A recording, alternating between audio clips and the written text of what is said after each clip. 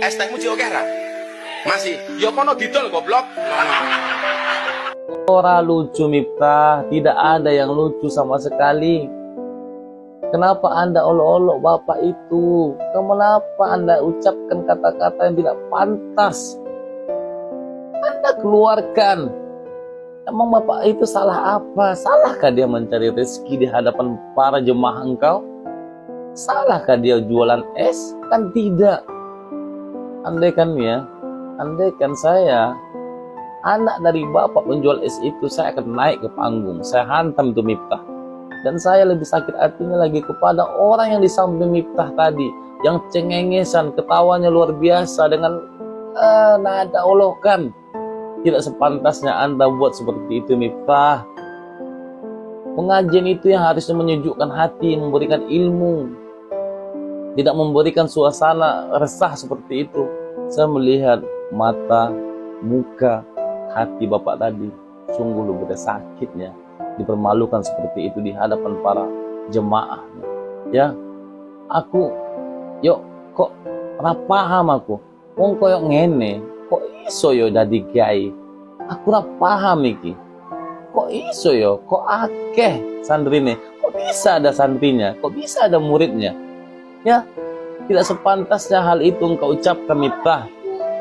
Saat itu Anda boleh caci, Anda boleh hinakan, Anda boleh permalukan dia, Bapak penjual es tadi di hadapan para jamaah engkau. Tapi ingat Miftah, tapi ingat setelah itu kita tidak tahu apa yang dilakukan oleh Bapak penjual es tadi. Bisa saja dia mengadu kepada Allah Subhanahu wa Ta'ala. Anda tahu kan Miftah, ketika doa-doa orang yang terzolimi itu, doanya tembus di atas langit, langsung diijabah oleh Allah Subhanahu wa Ta'ala.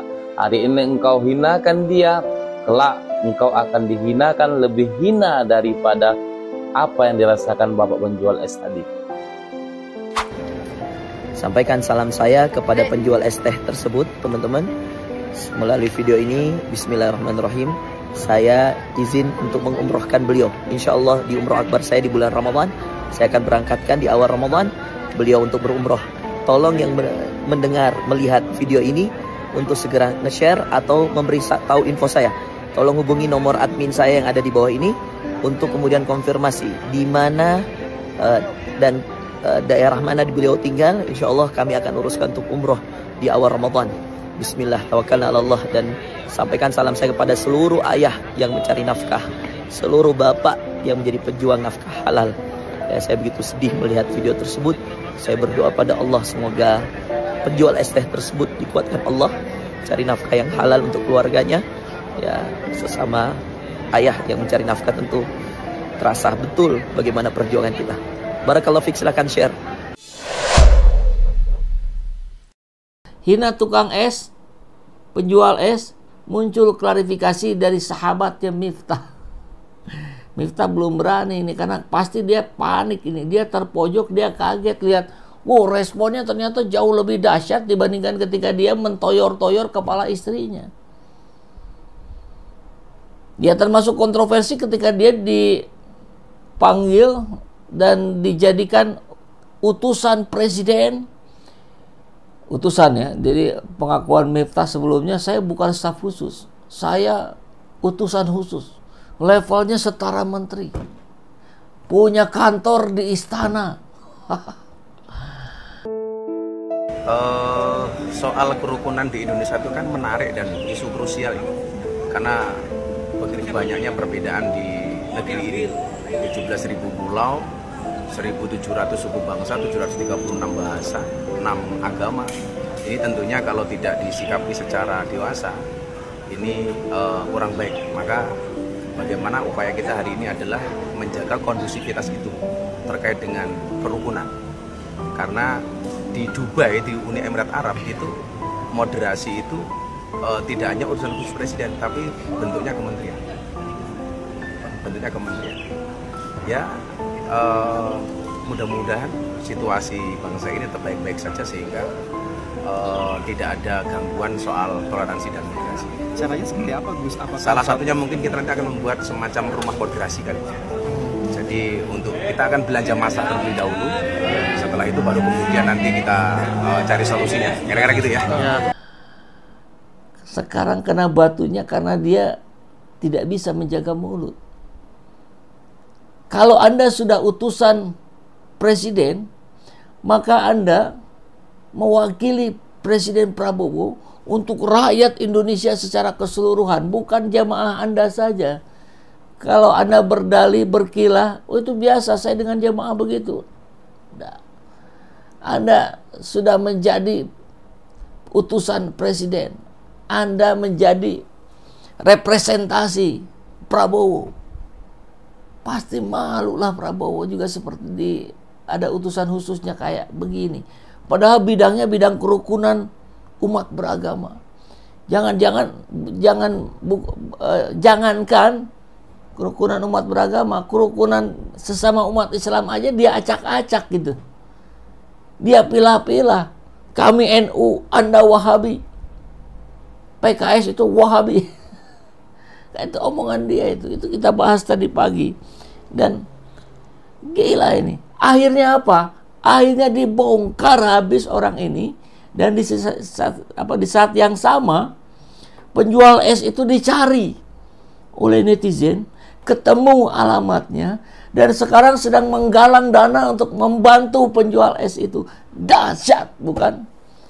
Ini yang disebut dengan kekuatan netizen. Akan melawan hegemoni Miftah yang mengklaim sebagai orang yang banyak uang. Kan begitu. Udah laku belum? Belum. Kalau belum ya jual dong. Kalau nggak laku ya itu takdir. Wah, astagfirullahaladzim. Saya nggak tahu tuh dan nggak mau tahu juga nama yang ada di sampingnya. Itu ngetawainnya luar biasa itu. Sama sekali niradab. Padahal kita tahu semua adab itu di atas ilmu.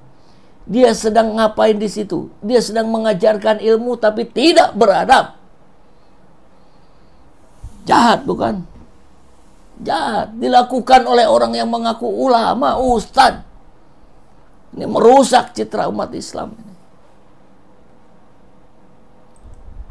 Gus Miftah diolok-olok pedagang es, diduga olok-olok pedagang ST. Gus Yusuf tidak .2 hanya guyonan. Hanya ini yang menjadi persoalan besar ini. Anda tidak bisa merasakan apa yang dirasakan oleh seorang pedagang es teh tadi. Tidak bisa Anda. Siapa Gus Yusuf ini? Ya sama, Gus Miftah juga sama. Tidak bisa merasakan. Bagaimana perihnya mendapatkan uang 50.000 berjam-jam. Apalagi kemudian disandingkan dengan seorang sinden yang sama di depannya penonton. Ada yang jual ST itu berapa segitu? 100.000 ada? Ya saya beli. Bagikan ST itu ke penonton. Apa ndak malu itu Miftah? Malulah. Kalau mengaku manusia aja. Apalagi mengaku ustadz. Apalagi mengaku utusan presiden. Apalagi bidangnya bidang kerukunan agama. Wow. Ngeri nih. Ngeri kali ini barang nih. Coba ya, kita lihat nih klarifikasi dari sahabatnya. Waduh, oke, ini luar biasa banyak ustadz abal-abal katanya. Miftah dagang agama ini. Panggil Miftah aja Bang Saiful tuh, udah diingetin lagi. Jangan pakai Gus. Tapi saya kalau baca ya harus dibacain ya. Mohon maaf. Gus Miftah kembali menjadi perbincangan hangat diduga mengolok-olok pedagang es dalam sebuah acara dakwah yang videonya viral di media sosial. Ini mengundang banyak kecaman dari warganet. Terkait dengan hal tersebut, pengasuh pondok pesantren API Tegalrejo Magelang, sekaligus sahabat dekat Gus Miftah, Gus Yusuf Kudori, kalau nggak salah ada di lokasi juga ya. Saya juga nggak tahu orang yang mana dan nggak mau tahu juga lah. Memberikan klarifikasi kepada media. Menurutnya hal tersebut merupakan bagian dari gaya komunikasi Gus Miftah yang santai. Nah, gaya komunikasinya salah. Tidak tepat untuk Indonesia yang beragam agama, beragam suku, beragam budaya, berbeda cara.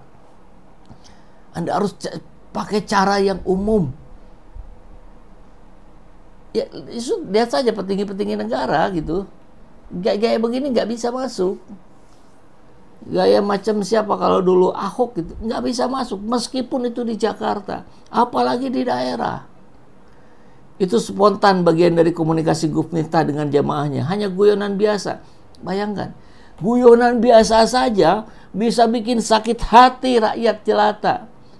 Rakyat tertindas, yang doanya makbul, tidak ada batasan antara dia dengan Tuhan. Dia doakan keburukan untuk Miftah, selesai saat itu juga. Kenapa? Terzalimi.